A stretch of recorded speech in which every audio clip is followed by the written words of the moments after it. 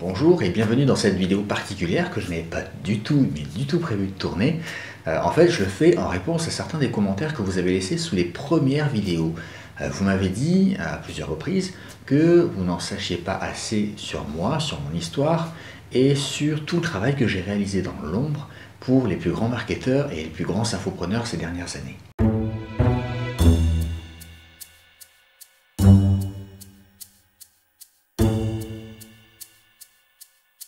Alors je vais commencer mon histoire par le tout début, vraiment le tout début quand j'avais 18 ans. À cette époque-là, je squattais le dernier étage d'une maison. En fait, je vivais sous les toits et je n'avais pas assez d'argent pour payer mon loyer, je n'avais pas assez d'argent pour payer mes factures et je n'avais encore moins d'argent pour m'acheter à manger. Je me souviens qu'à l'époque, je pesais 58 kg pour 1,80 m, donc j'étais vraiment pas épais.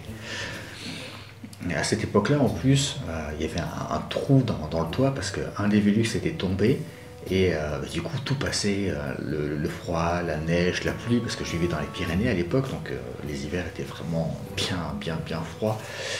Et donc finalement j'ai démarré dans la vie un petit peu au plus bas, vraiment au plus bas.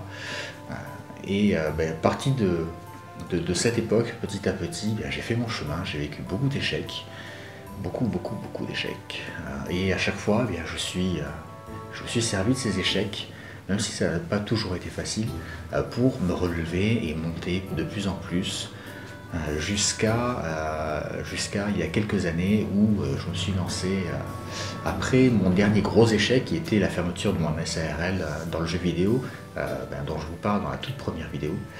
Je me suis lancé dans le marketing sur internet, dans le web marketing, et j'ai découvert tout le milieu d'infoprenariat qui est un milieu extrêmement riche et surtout bienveillant dans l'échange, dans l'humain, dans la communication. Et de là, j'ai utilisé le networking forcément pour me faire un réseau, et puis de fil en aiguille avec tout ce que je vous ai expliqué dans les vidéos et bien d'autres choses encore, et des milliers d'heures, vraiment des milliers d'heures de travail. J'ai créé une activité qui tourne extrêmement bien.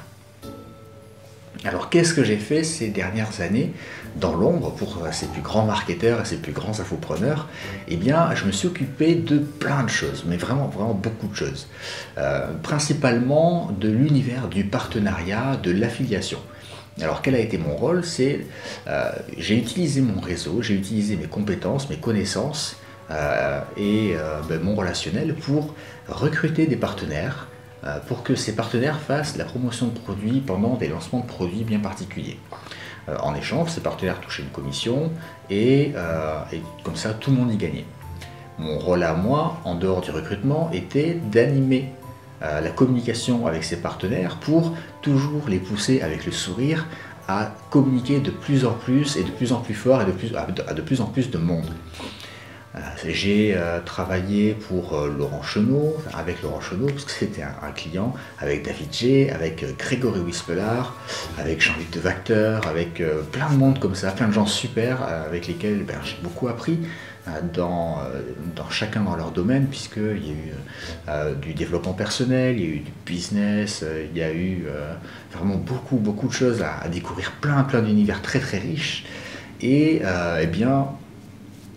c'est comme ça que de fil en aiguille, je me suis fait connaître de tout le monde et que tous les infopreneurs, tous les marketeurs français et même, je dirais même francophones me connaissent aujourd'hui.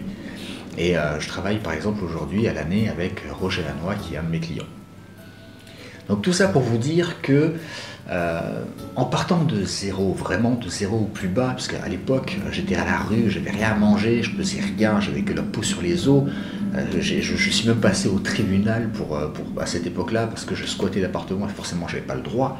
Même en partant d'aussi bas, avec certaines astuces, avec un certain état d'esprit, on peut remonter la pente et on peut s'en sortir et on peut se créer une belle vie, une vie riche.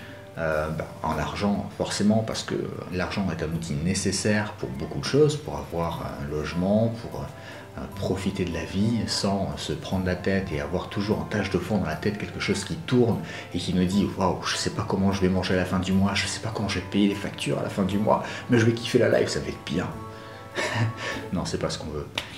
Donc, l'argent, c'est important. Et puis surtout, savoir s'entourer des bonnes personnes. Parce que dans les commentaires, ce que j'ai vu le plus souvent, c'était que votre entourage ne vous comprend pas. Et même pire, votre entourage vous descend. Au lieu de vous soutenir, votre entourage se moque de vous. Votre entourage vous critique. Votre entourage vous rabaisse en disant que vous n'êtes pas capable. De toute façon, tout ce que vous pourrez faire, c'est en parler. Vous n'irez jamais plus loin. Ce que j'ai répété le plus souvent dans les commentaires sous les vidéos, c'est ce que je vais vous dire maintenant. Si votre entourage est toxique, changez d'entourage. Tant que vous aurez cet entourage toxique, vous ne pourrez pas réussir. Savoir s'entourer, c'est une des clés de la réussite. Si vous êtes entouré de bonnes personnes, de personnes bienveillantes, qui vous comprennent, qui comprennent ce que vous vivez, vous avez de grandes chances de progresser avec plaisir. Si jamais vous devez tout le temps vous battre contre toutes les personnes de votre cercle proche, de votre cercle professionnel pour avancer, vous êtes en guerre tout le temps. Tout le temps. Et dans les tranchées, on ne s'est jamais bien senti. Donc en plus de la série de vidéos que je vous offre, et de cette petite vidéo là que je fais pour vous avec grand plaisir, eh bien, je vous donne ce conseil. Faites le tri dans votre entourage. Ne gardez que les personnes qui sont bonnes pour vous. Et surtout, à chaque fois qu'une nouvelle personne vient dans votre cercle, demandez-vous si cette personne est bénéfique ou non. Si elle est bénéfique, bien sûr, avec plaisir, elle rentrera dans le cercle, mais si ce n'est pas le cas, virez-la. N'ayez aucun état d'âme. La personne la plus importante, c'est vous. C'est uniquement vous. Donc, prenez soin de vous.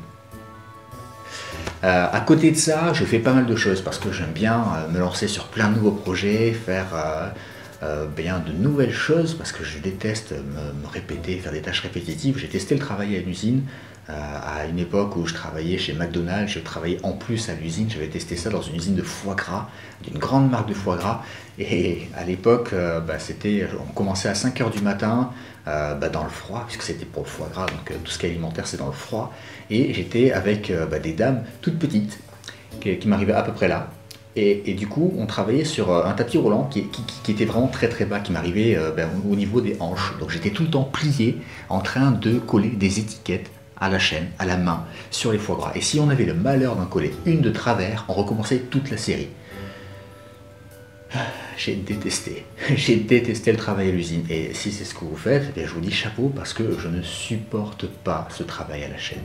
Donc je vous dis bravo et merci pour votre travail.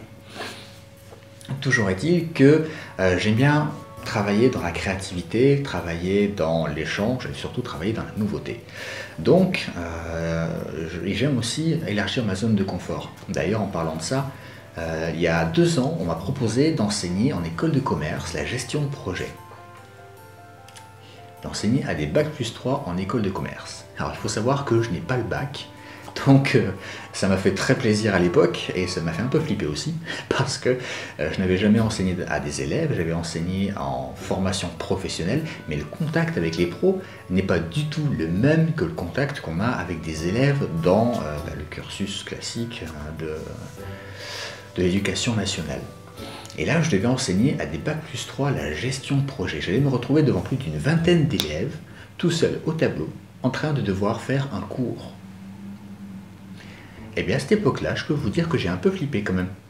Enfin, je ne vais pas dire flippé, mais j'ai quand même beaucoup stressé parce que je ne savais pas si j'allais assurer, parce que je ne savais pas si j'allais réussir à transmettre de la bonne manière toutes les informations et toutes les techniques que je voulais transmettre. Et du coup, quand je suis arrivé là-bas le premier jour, j'avais chaud, j'avais très très chaud. Et finalement, je me suis lancé ça s'est très très bien passé. J'ai fait mon cours pendant je crois que c'était un cursus d'une vingtaine d'heures et ils ont eu de très bons résultats et je suis très fier de mes élèves.